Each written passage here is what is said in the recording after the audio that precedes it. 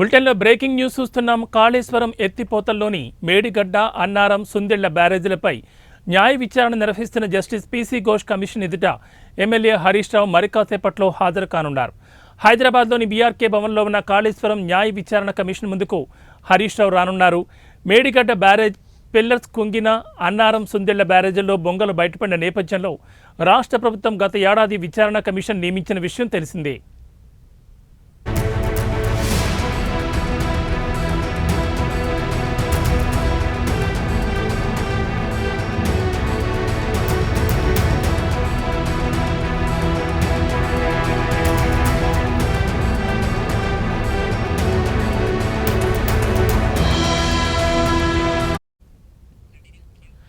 ఇప్పటి వరకు పలువురు అధికారులు, విశ్రాంత అధికారులను విచారించిన కమిషన్ నాటి ప్రభుత్వంలో కీలకమైన కేసీఆర్, హరీష్ రావు, ఈటెల రాజేందర్లను విచారణకు హాజరు కావాలని ఇటీవల నోటీసులు జారీ చేసింది.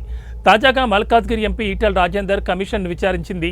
11న మాజీ సీఎం కేసీఆర్ హాజరు కావాల్సింది. సోమవారం హరీష్ రావు విచారణకు హాజరు కానున్న నేపథ్యంలో కమిషన్ కార్యాలయం ప్రాంతంలో బందోబస్తును పటిష్టం చేశారు.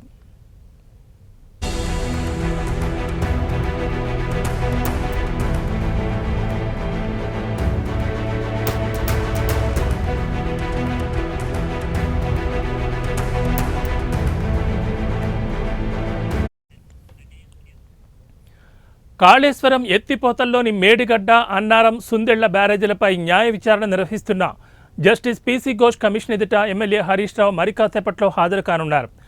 హైదరాబాద్లోని బీఆర్కే భవన్లో ఉన్న కాళేశ్వరం న్యాయ విచారణ కమిషన్ ముందుకు హరీష్ రావు రానున్నారు. మేడిగడ్డ బ్యారేజ్ పిల్లర్లు కుంగిన, అన్నారం, సుందిళ్ల బ్యారేజీల్లో బొంగలు బయటపడిన నేపథ్యంలో రాష్ట్ర ప్రభుత్వం గత ఏడాది విచారణ కమిషన్ నియమించిన విషయం తెలిసిందే.